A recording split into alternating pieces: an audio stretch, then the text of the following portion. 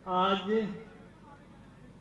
हमारी भारतीय जनता पार्टी के प्रत्याशी सम्मानीय जगमोहन जी के नामांकन के उपलक्ष्य में आयोजित इस विशाल जनसभा में हमारे राजस्थान के सम्मानीय मुख्यमंत्री, विकास के भागीरथ आदरणीय भजनलाल जी शर्मा साहब, मंच पर विराजमान राजस्थान के सम्मानीय उप मुख्यमंत्री आदरणीय प्रेमचंद जी बैरवा साहब, राजस्थान सरकार के वरिष्ठ मंत्री आदरणीय किरोड़ी लाल जी मीणा साहब, और यहां पर विराजमान भारतीय जनता पार्टी के पूर्व अध्यक्ष आदरणीय अशोक जी परनामी साहब और मंत्रिमंडल के समस्त सदस्यगण, मंच पर विराजमान जनप्रतिनिधिगण, नौजवान साथियों, भाइयों बहनों,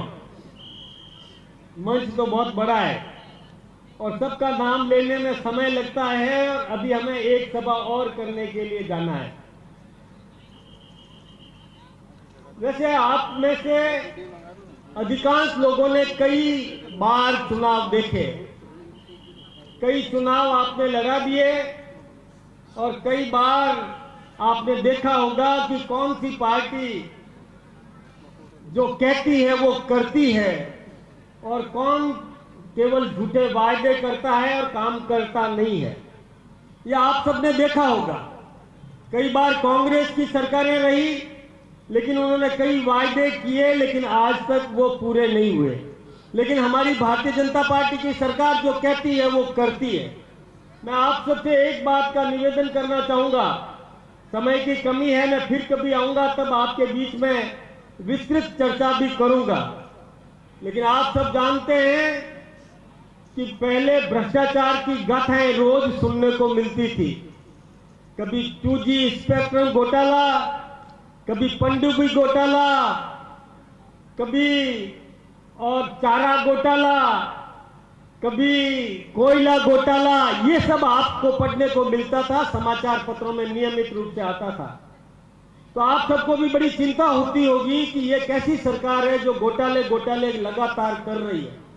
लेकिन मंच पर बैठे और सामने विराजमान लोगों को यह पता होगा कि एक महाराष्ट्र में कांग्रेस के मुख्यमंत्री थे सुशील कुमार शिंदे। उन्होंने खुलेआम कहा कि घोटालों की चिंता मत करो, ये जनता तो भूल जाती है घोटालों को, और जब चुनाव आए तो इनके सामने साफा रख देना और ये जनता सब घोटालों को भूल जाएगी और आपको आशीर्वाद दे देगी। ये कांग्रेस के मुख्यमंत्री ने ये बात कही। बड़ी शर्मनाक स्थिति थी। लेकिन जब से देश में नरेंद्र भाई मोदी देश के प्रधानमंत्री बने उसके बाद किसी भी प्रकार का घोटाला आपको सुनने को नहीं मिला। मोदी जी ने देश के विकास के लिए जो कुछ भी काम किया वो आप सबके सामने है और जो करना चाहते हैं वो भी आप सब जानते हैं। मोदी जी ने राजस्थान में भजनलाल जी शर्मा जी को और हमारे सामने खड़ा किया और आप सबने आशीर्वाद देकर के भजनलाल जी को राजस्थान का मुख्यमंत्री बनाया। राजस्थान में डबल इंजन की सरकार आपने बनाई। मोदी जी भी देश में विकास कर रहे हैं और राजस्थान में भजनलाल जी अपना विकास का काम कर रहे हैं। भजनलाल जी शर्मा साहब लगातार प्रयत्नशील है कि राजस्थान की आम जनता को किस प्रकार से मजबूत किया जा सके। लेकिन एक तरफ वो मुख्यमंत्री था जो कहता था कि घोटालों की चिंता मत करो, लेकिन आप सबको ध्यान रखना चाहिए कि ये घोटाले किसके हो रहे थे, ये पैसा कहां से आ रहा था। ये आपका पैसा है, आपके गाढ़े पसीने की कमाई का पैसा है। आपने चप्पल खरीदी, आपने पूरा पैसा चुकाया और टैक्स का पैसा भी उस दुकानदार ने वसूल किया और उसने टैक्स के रूप में सरकारी खजाने में वो पैसा जमा कराया।